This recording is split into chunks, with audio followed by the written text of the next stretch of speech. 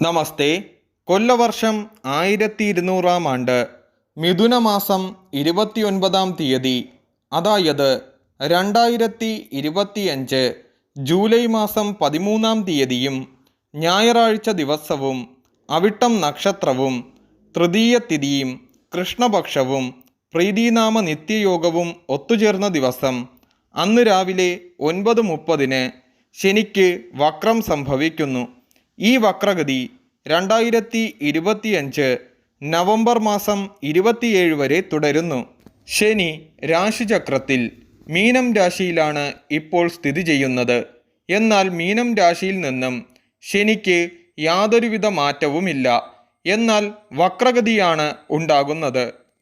മുന്നോട്ട് സഞ്ചരിക്കുന്ന ഗ്രഹങ്ങൾ പെട്ടെന്ന് പിന്നോട്ട് സഞ്ചരിക്കുന്നതിനെയാണ് വക്രഗതി എന്ന് പറയുന്നത്.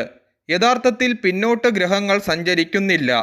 വേഗതയിൽ സഞ്ചരിക്കുന്ന ഗ്രഹത്തിൻ്റെ വേഗത കുറയുകയും ആ രാശി വിട്ട് മാറാതെ തന്നെ ആ രാശിയിൽ വേഗത കുറഞ്ഞ് സ്ഥിതി ചെയ്യുകയും ചെയ്യുന്നു. ഒരു രാശിയിൽ 9 പാദങ്ങളുണ്ട്. പൂരുരുട്ടാതികാൽ, ഉത്രട്ടാതി, രേവതി എന്നിങ്ങനെയാണ് മീനം രാശിയിൽ ഉൾപ്പെട്ടിരിക്കുന്ന നക്ഷത്രങ്ങൾ. ഉദാഹരണമായി ശനി ഉത്രട്ടാതി 3-ാം പാദത്തിൽ സഞ്ചരിക്കുകയും ഉത്രട്ടാതി 2-ാം പാദത്തിൽ സഞ്ചരിക്കുകയും ഉത്രട്ടാതി 1-ാം പാദത്തിൽ സഞ്ചരിക്കുകയും അതുകഴിഞ്ഞ് പൂരുരുട്ടാതി 4-ാം പാദത്തിൽ സഞ്ചരിക്കുകയും ചെയ്യുന്നു. ഇങ്ങനെ വരുന്നതിനെയാണ് ശനിവക്രം എന്ന് പറയുന്നത്. പക്ഷേ ശനി രാശി മാറുന്നില്ല. സൂര്യൻ്റെ രശ്മി പൂർണ്ണമായും ശനിഗ്രഹത്തിൽ പതിക്കാതെ വരുമ്പോൾ ശനിക്ക് വേഗത കുറയുന്നു. എന്നാൽ വക്രത്തിലുള്ള ഗ്രഹങ്ങൾക്ക് ഗുണാനുഭവങ്ങൾ കൂടുന്നു. ജ്യോതിശാസ്ത്രപ്രകാരം 12 രാശികളും 9 ഗ്രഹങ്ങളുമാണുള്ളത്. അതിൽ 2 ഗ്രഹങ്ങൾ തമോ ഗ്രഹങ്ങളാണ്. അവർ എപ്പോഴും വക്രഗതിയിലാണ് സഞ്ചരിക്കുന്നത്. എന്നാൽ സൂര്യനും ചന്ദ്രനും വക്രമില്ല. ചൊവ്വ, ബുധൻ, വ്യാഴം, ശുക്രൻ, ശനി ഈ ഗ്രഹങ്ങൾക്ക് വക്രഗതി ഉണ്ട്. എന്നാൽ ഈ ഗ്രഹങ്ങളിൽ പലരും വക്രഗതിയിൽ വരുമ്പോൾ വ്യത്യസ്ത രീതിയിലുള്ള ഫലമാണ് അനുഭവിക്കേണ്ടി വരുന്നത്. അതായത് ആ ഗ്രഹത്തിന് പറഞ്ഞിരിക്കുന്ന കാരകത്വ ഫലമായിരിക്കും ആ വ്യക്തിയിൽ അനുഭവപ്പെടുന്നത്.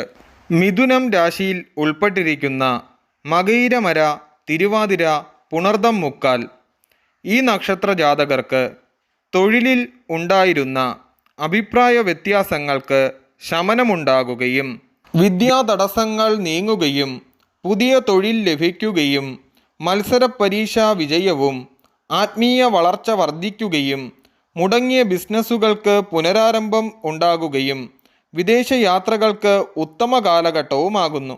ഉത്രം മുക്കാൽ, അത്തം, ചിത്തിരാര, കന്നിക്കൂറിൽ ഉൾപ്പെട്ട ഈ നക്ഷത്ര ജാതകർക്ക് കുടുംബത്തിൽ ഉണ്ടായിരുന്ന കലഹങ്ങൾക്ക് ശമനമുണ്ടാകുകയും ചില തീർത്ഥാടന യാത്രകൾ പോകുകയും തൊഴിലിൽ അഭിവൃദ്ധിയും അംഗീകാരവും വന്നു ചേരുകയും ഗൃഹത്തിലും സ്ഥാപനത്തിലും ഐശ്വര്യവും അഭിവൃദ്ധിയും പുരോഗതിയും സൽസമൃദ്ധിയും ഉണ്ടാകും. മൂലം, പൂരാടം, ഉത്രാടം കാൽ, ധനുക്കൂർ ഈ നക്ഷത്ര ജാതകർക്ക് ദൈവാധീനത്തിൽ വർധനവുണ്ടാകുന്ന ഒരു കാലഘട്ടമാണ്. ആയതിനാൽ വിദേശത്തു നിന്നും ധനം ലഭിക്കുകയും നേരത്തെ ഇൻവെസ്റ്റ് ചെയ്തിരുന്ന ബിസിനസ്സുകളിൽ നിന്നും ലാഭമുണ്ടാകുകയും വിദേശത്ത് ജോലിക്കായി ശ്രമിക്കുന്നവർക്ക് ജോലിയിൽ പ്രവേശിക്കുവാനും ഉത്തമമായ കാലഘട്ടമാണ്. മുടങ്ങി നിന്നിരുന്ന ഗൃഹനിർമ്മാണം പൂർത്തിയാകുകയും മാതാവിന് നിലനിന്നിരുന്ന രോഗങ്ങൾ ശമിക്കുകയും കേസുകൾ, വഴക്കുകൾ എന്നിവയ്ക്ക് ഒത്തുതീർപ്പുണ്ടാകുകയും തർക്കത്തിൽ നിലനിന്നിരുന്ന ഭൂമി തിരികെ ലഭിക്കുകയും ഫലമാകുന്നു.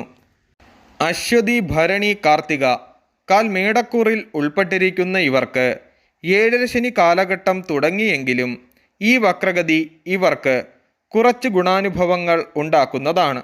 വാഹന കച്ചവടം ചെയ്യുന്നവർക്ക് കച്ചവടത്തിൽ പുരോഗതിയുണ്ടാകുകയും രോഗങ്ങൾക്ക് ശമനമുണ്ടാകുകയും നഷ്ടപ്പെട്ട സാധനങ്ങൾ തിരികെ ലഭിക്കുകയും ചില ഭാഗ്യാനുഭവങ്ങൾ വന്നു ചേരുകയും ഫലമാകുന്നു.